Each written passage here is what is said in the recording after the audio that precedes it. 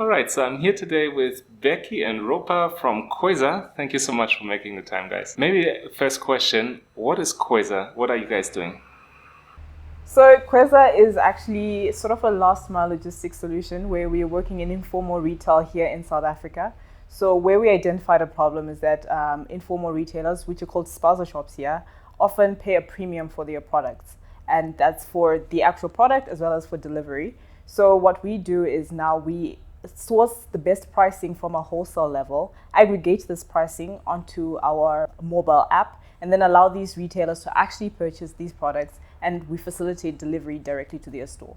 Mm-hmm. So that means, for example, if 100 spaza shops want to buy Coca-Cola, let me say, then you aggregate that demand of these spaza shops and therefore get cheaper prices at the wholesalers. Okay. So two of the sort of the main causes of that their sort of them paying a premium is one, the lack of visibility of pricing at wholesale level, and then two, the lack of buying power. So because now we can actually give them the visibility and we know where the best price is, we can go to that wholesaler and buy at the best price. And then by having the 100 spaza shops or the aggregate volume, we can actually then buy at a much discounted rate for them. So that's kind of where we come in or step in to really help them increase their margins and grow their businesses. And how did you come up with this idea? Wow. Through a lot of pain, I think it was, So for a bit of background, we were in the MEST program. And Ropa and I are not the only co-founders. So Gloria Kagua, who's based in Tanzania at the moment, and Calvin Macharia, who's also in Kenya, but hopefully they'll be here in the next quarter with us. We went through a whole ideation phase where we kind of looked at retail as just a general space, tried to identify a few problems in the retail space. But one thing we kept coming across was the most prevalent type of entrepreneurs on the continent are spaza shop owners, people who run these kind of shops. So just sort of seeing them and talking to them, we discovered, some of the issues that they had. And this was in Ghana, and we actually found that, this was across the board in Kenya and Tanzania and in South Africa. So we figured we would find a way to see if we can tackle it. But there's a lot of market research and things like that. But and Calvin and Gloria actually come from families who've run these spaza shops. So they have actually been in the spaza shop. They've done the work in the spaza shop. So it was a relatable problem for them. So they introduced you to that problem. I was Pretty like, were you guys running these spaza shops before? Okay. That's interesting. Then how did you get started? Because it sounds not so easy. What was your first step to realizing this as a business? So I think it comes a lot from market research, right? So we identified this problem and we actually went out and spoke to a lot of these spaza shop owners. So obviously we started off in Ghana whilst we were there in Accra. And then once we came down to South Africa as well, we took time to actually go and speak to them, understand how they currently do their business, what challenges they face. And then I think from then we sort of now build up a solution and we proposed it to them. So we then were like, okay, would it help you if we actually sort of sourced the best pricing for your products? We gave them a pricing list where they could actually see the price they were currently purchasing the products versus what we were offering.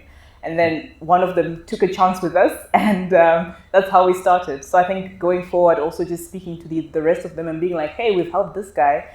This is how much we've saved him, has also gotten other people interested in our product. Okay.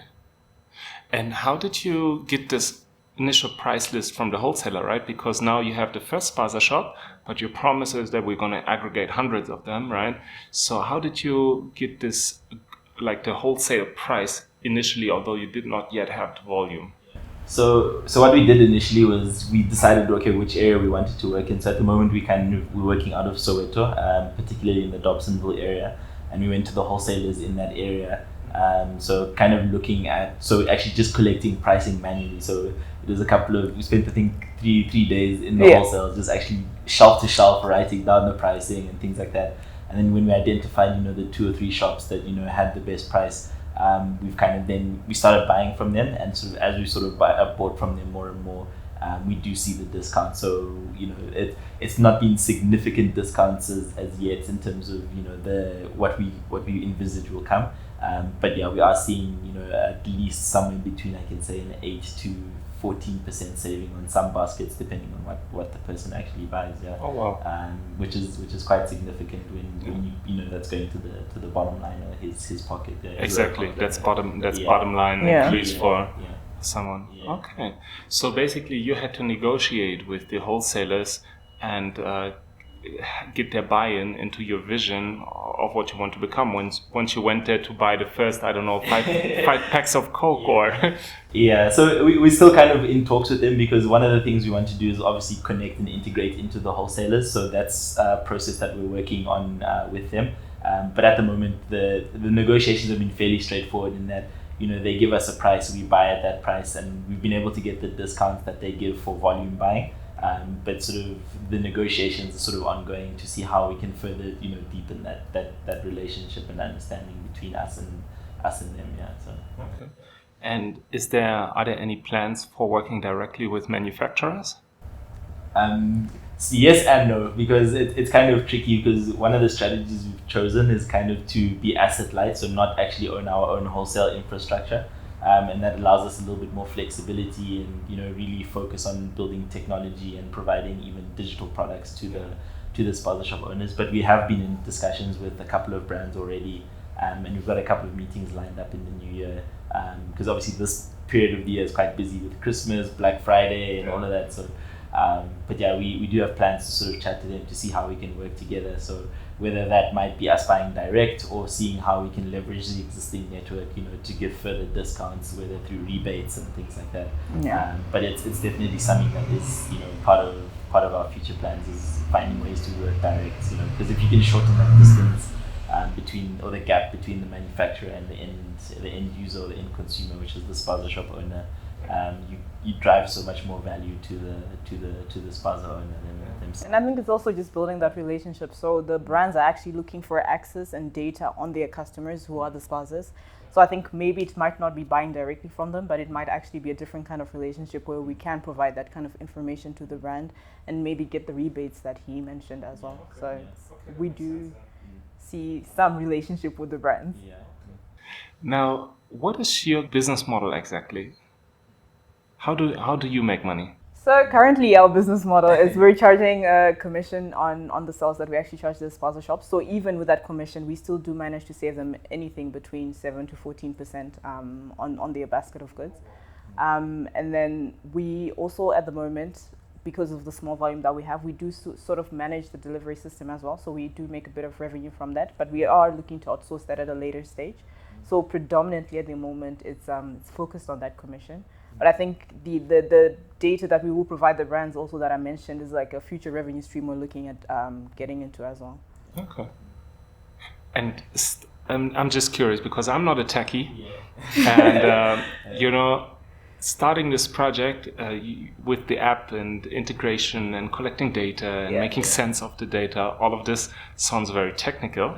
So did you start by building the app, or did you actually already generate revenue just with, you know, the wholesale price list and facilitating the first deal? Because that could already be the first proof of concept without the app, really, right? Yeah. So a lot of our initial sales were actually a printed paper where we've actually then got the price list. So there's an Excel sheet where, you know, you've got your columns of each product and, you know, which wholesaler the price, and then we just have a cheapest price there.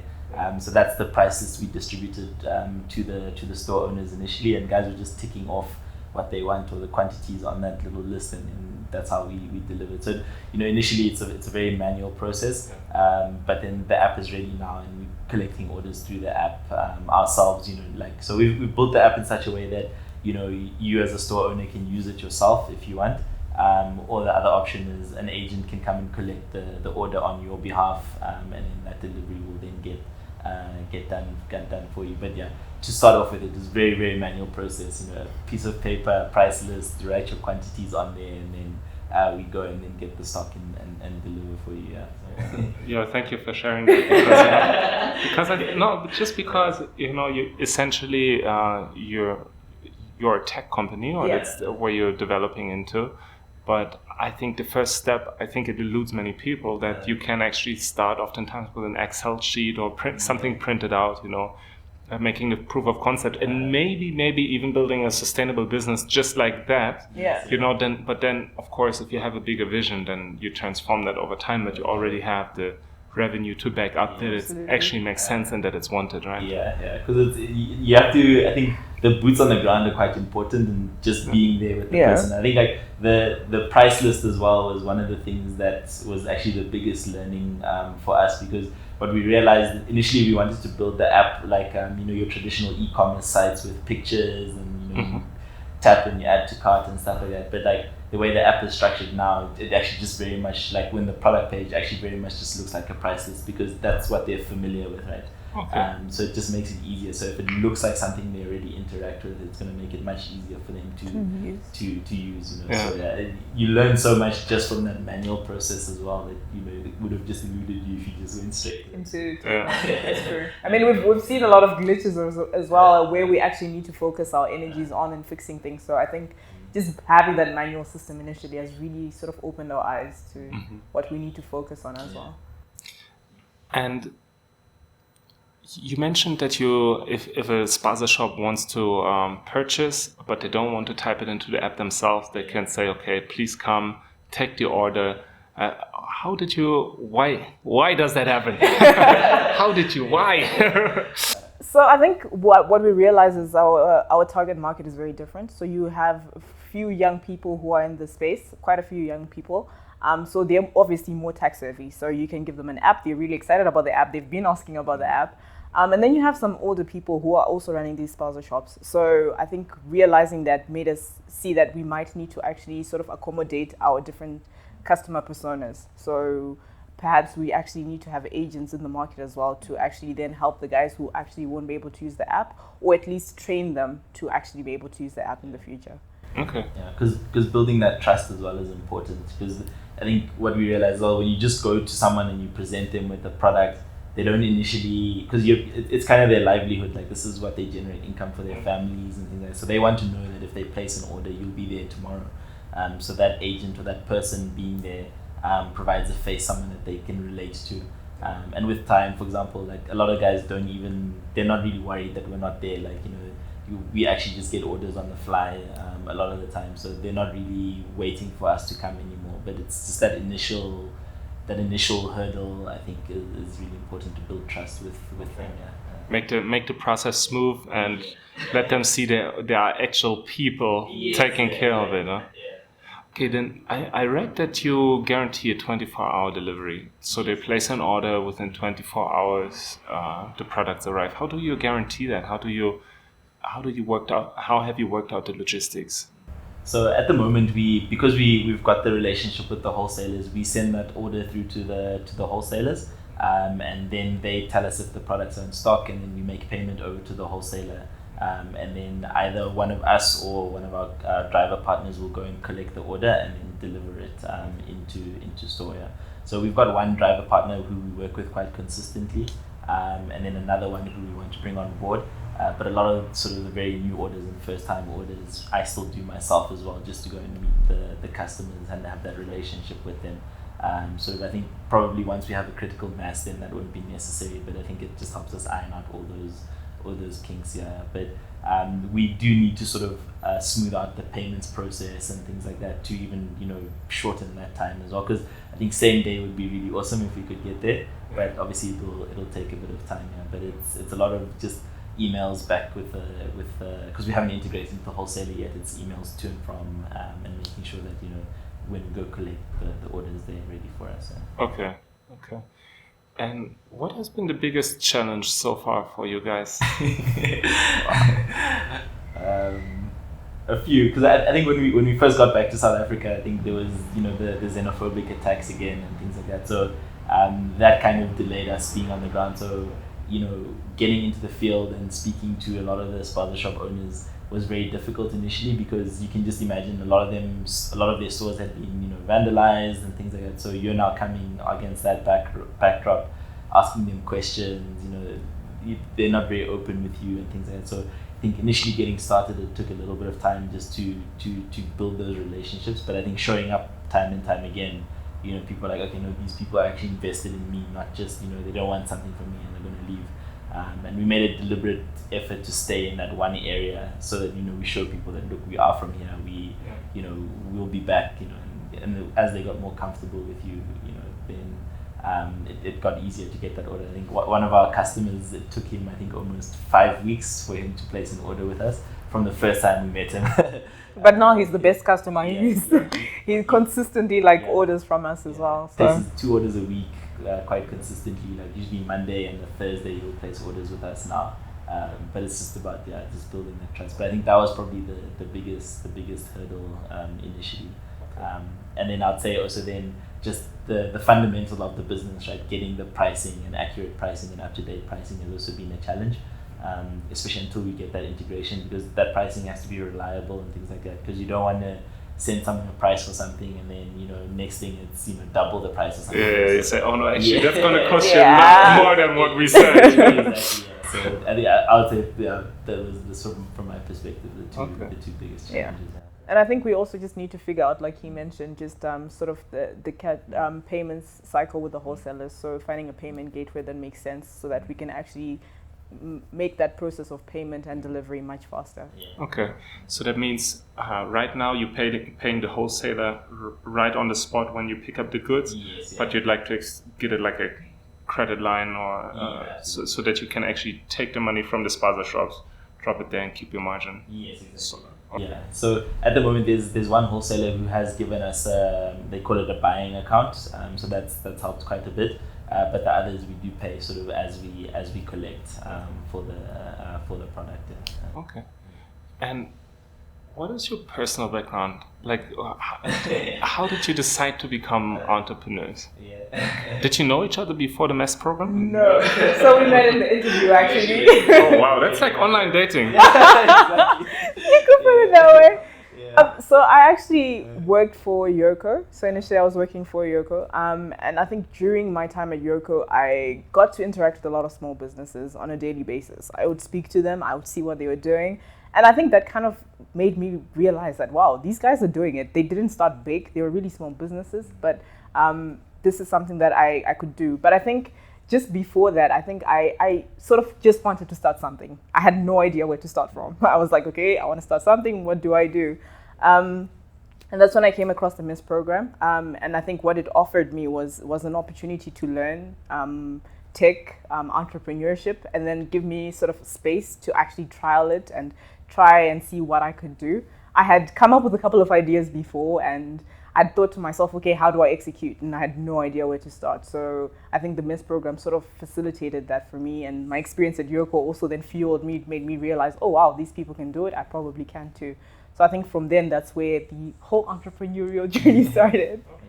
Yeah, I've always wanted to be an entrepreneur myself. I think even after finishing university, I deliberately went and chose jobs where I was learning specific things. But I always knew, after 6 years, I was going to quit and actually, start my own business. But I think probably the inspiration, I've been thinking about it quite a bit over the last few weeks, and it probably comes from my mom a little bit, because growing up, my mom spent a lot of time obviously looking after us. So she worked here and there, but she spent actually a lot of time looking after me and my brother, making sure we got to school and back and things like that. But she made curtains, she's did a lot of sewing stuff. She bought and sold clothes as well that she imported from the UK and Turkey.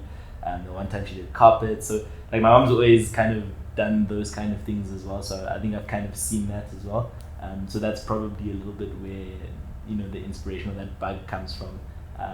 But yeah, I think it's just something that I've always wanted to be there. But I did work in corporate for 6 years, and then I always knew there was a cut-off time that I was going to, at least try and do something. And I think it's been nice to sort of be in a business as challenging as it is, but that is slightly impactful. Because I think it's one thing I really love is people more than anything else, and impacting people and having some kind of impact on their lives and their livelihoods. I think has been really fulfilling. Now, out of your MEST experience, right? You go there, you get the program, you get all this input on how to start a business, time to test it out. I'm still very curious about the team, because you said you're 4 founders. Yes, yeah. You didn't know each other before. in all honesty, how's the team dynamic? How is that working? How do you ever have some challenges? And then if you do, how do you deal with them? Yeah. Okay, so maybe I'll speak to how the team came together. So me and Beki met in the actual interview, and from that interview stage, we were paired in an activity for the interview because it was a group interview, and I think we nailed the interview. And so I think from there we just had synergy. So throughout the year, we were just good friends, and I think that just showed us that probably we could work together. And then our two other co-founders. So Gloria was actually my roommate during MEST. And throughout the group projects that we did, I worked with her in every one of them. So pretty much we already had that synergy. And then Gloria and Gunyi themselves, both from East Africa, they also worked on a few projects together during the program.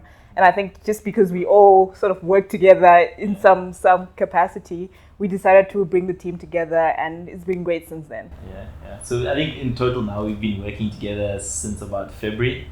And people at MEST used to joke we're a little bit of a family because we kind of cook together. We used to cook together, have meals together and stuff like that quite a bit. But yeah, I think it has its challenges, right? Like we disagree with each other, from time to time. I think, we might butt heads and things like that. But I think at least that fundamental respect is always there between us. So I don't think we've had anything. We've never had any arguments, anything that have blown up, because I think we kind of leave them there and then we move on, right? So and I think it's just about the respect between us, and I see them more as family. Yeah, I think just because we spend more time outside of work, we actually sort of socialize outside of work. The food was really good to bring us together. Yeah. So I think that's also sort of helped with the team dynamics. We'll occasionally just have random calls. Nguyi called me the other day to say, hey, I'm feeling like eating junk food. And we had a whole 30-minute conversation about that. So Okay, so it seems MEST just combines the right people. Yeah. Tell me a bit more about the MEST program and what you got out of it and what you learned exactly, and maybe how that shaped also how you're building the business now. Yeah. So MEST is really cool, I think, and I would say it's definitely not for everyone, right? I think I think you have to go to MEST knowing what you want, right? And I think there were quite a few people also who came out of MEST and didn't start a business, so they went back to corporate life or whatever the case may be.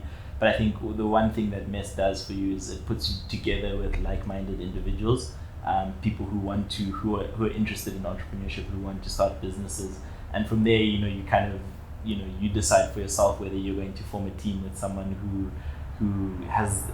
wants to work on an idea with you, it's a specific idea, or you just want to work with someone who you get along with, and then you kind of find your idea along the way. But I think the biggest thing I learned from MEST was that, beyond the business, beyond everything, I think the people that you choose to work with is really important, because, at the end of the day, you guys have to stand together, and the decisions you make, you have to stand by those decisions, and I'll definitely do the whole process all over again. But I think for me the biggest learning was definitely just choosing the people you work with is extremely important, and finding people that you just enjoy being around, I think is probably the most fundamental thing. Yeah. I think MEST provides you obviously with the academics, you learn how to code. I never fully became a developer, but started the journey. You learn business, you also learn communication. But I think above everything, it gives you the opportunity to actually find yourself as well during that process. Because, you get there and you've got these amazing dreams to be the next biggest developer, and, you realize your skills are in somewhere else and you've got something else to contribute. So I think it sort of gave you a platform where you're not stressed about how to pay your rent or whatever. You're focused on actually discovering yourself, building yourself. So I think that for me was probably the biggest takeaway. But also just being around these people, you learn so much. I think not so much from the class. Yeah, you learn a lot from the class, but I think you also learn quite a bit from your peers because of their different experiences. The fact they're coming from different countries, they've had different backgrounds. You can pick up quite a bit from just that experience. So I think, discovering yourself and also just learning from the guys around you. Is it a paid program? Do you have to pay to enter? How does one get into MEST? So the interviews are quite rigorous. So Toby, who's the recruitment manager at MEST, he puts you through the paces. But the amazing thing about MEST is it's completely free, right? So once you enter the program, They cover your flights to and from whichever country you're coming from.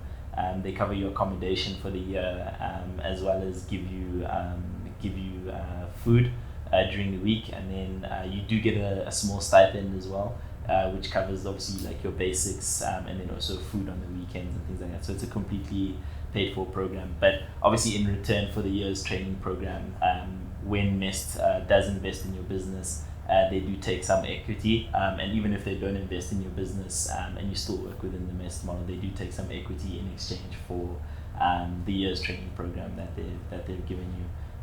So it's kind of, I suppose, in the hope that maybe one day your business will be a success, you might sell it or whatever, but that money would then go back to MEST and then being reinvested into the program for future entrepreneurs. Yeah. Okay, cool. Yeah. That sounds really like a great time to really discover oneself and not have to worry about rent, as you said. Now, you mentioned there was also some technical training. Did you guys code the app yourself, or how do you develop the app? Yeah, Calvin is our tech wizard. Yeah, Okay. He's the brains behind the app. Yeah, so he's the developer who's coded it literally from the bottom up. He's amazing. Like, I don't know, I think probably one of the best developers in the program last year. And yeah, I think the amazing thing with Calvin is that like he's really good at what he does, but more than anything, he's also very good at teaching other people. I think that's what drew me to him as well, is that, like, you know, throughout the year there were people who weren't developers and things like that, and he took time out to really teach them. He's pretty much built it from the ground up. Becky, you mentioned earlier that you decided to also move to where the spaza shops are. Did you mean that you were living there, or? No. So we don't actually stay in Soweto ourselves, but we do spend a lot of time in Soweto itself. So I'm fortunate that I've got a lot of family there as well. My cousin stays there, and then also my dad's extended family, a lot of them also stay in the Dobsonville area. So I've spent a lot of time in Soweto myself, so I know it quite well as well. So it's been a huge benefit. I think it's one of the reasons also why we chose it over Tembisa as well, instead of we chose Soweto over Tembisa. It's just, it was familiar and kind of know the area. But, And the initial market research you did in Ghana, as you mentioned, are you now building the business in South Africa, Ghana, and in East Africa simultaneously, or are you saying, no, we focus on South Africa, all our energy here? How does that work? So I think focus is quite important. Whilst we were in Ghana, the market in Ghana is vastly different from what's here in South Africa. I think even just interacting with the locals there, obviously, because there was sort of a language barrier, building that trust was a lot harder in Ghana. But like coming to South Africa now, we realize, even with the location we started, we're specifically in Soweto at the moment. We want to focus in growing our reach from that area before we expand to other places. I think, so focus for us is quite important. Mm-hmm. What has been your biggest learning on this journey? Patience. I think being patient, because I also play sports, right? So like I'm a person that I'm very like kind of goal driven, and kind of want to get stuff done. Set an objective, get it done, and it must be done, like open and closed. But I think with building a business like this as well, you just got to be patient, and more than anything, let the things come to you more than anything else. Put the things in place, and then everything else will kind of fall into place after that. But just being patient, and also being patient with myself as well. I think that for me has been the biggest learning. That's a great learning in this fast-paced startup environment. Okay. And for you? I think it's been very interesting to, like, I had a very different image of what actually being an entrepreneur is in the reality on the ground. A lot of it has been learning as we go. It's been, I think the biggest lesson is probably that, you've got to be very adaptable and agile. Like, the way you plan things and the way they actually happen on the ground is very different, and you've got to be ready for that. You've got to be ready for the change. You've got to be ready to make like alternative plans on the fly. Just that agility and adaptability to what happens has been a big lesson for me. My final question would be, What would be your advice to young South Africans today? Okay, I'll start. I think what I've realized is a lot of people wait for opportunities, or they're looking for these opportunities. And the reality is there's quite a few opportunities out there, but you've got to make that effort to look for them. And when you do find them, don't expect to get them immediately. You're going to get a couple of no's. You're going to get hear no so many times, but you've got to keep trying. Like, eventually there's a door that's going to open up to you. So don't sit back and think, okay, I can't do this. Like, actually actively look for the opportunity, go for it. And it's possible. I mean, I when I was growing up, I never thought I'd be an entrepreneur. I look at myself every time and I'm like, okay, so I'm actually doing this. And I mean, it's a learning process, so you don't need to know everything. So, just go with what you have. You'll learn along the way. Just make sure you surround yourself with a lot of people you can learn from. And yeah. How do you find these opportunities? How do you find these opportunities? Google is your best friend. I think there's a website called Opportunity Desk. They post quite a few opportunities, and I think the algorithms at Google make it easier, because once you look for one thing, they keep popping other things up. So I think that's one. There's a lot of community events that happen around. So if you're on Facebook and you look for events, in whether it's tech or whatever, go to them. You'll meet people there who tell you about other events. I think one of your most important currencies is your connections and your community. So if you work on actually building that as well, you will actually end up learning about quite a few opportunities as you go. I think recently I was at Africa Arena, and whilst I was there, I met someone who told me about another event that was in Joburg, and I ended up going to that event. And so it's just the people around you also who sort of expose you to these things. Yeah. So for me, I think, like, don't let fear hold you back, because I think that's the one thing I've found, is that the thing that most holds you back is the fear, right? And this is from my own personal experience, because I think I said earlier that I took a deliberate decision to work in corporate for a few years before actually taking the step out to be an entrepreneur. But it was only really until maybe the last year or so that I was in my corporate job that I actually started actively pursuing, like, side hustles and things like that, because I was like, I need to focus on my work, or this won't work, or I need more time. But I realized that was coming from a place of fear. So I'd say, don't let fear hold you back, I think is probably what I would advise people. And the second thing is invest in people, because more than anything else, the people you meet, the people you interact with on a daily basis, I think that's your most valuable currency. Is, people around you are definitely your most valuable currency. Like, you never know who that person is going to open a door for you, who that person is that's going to highlight an opportunity for you. And I've been very fortunate in that I've had a lot of people who have taken a chance on me as well. And I think it's just because, every interaction that you have with people is a chance to leave them better than you found them, right? So I think that for me, I think is the second. Just invest in the people that you meet and, build that relationship, yeah. Thank you guys so much.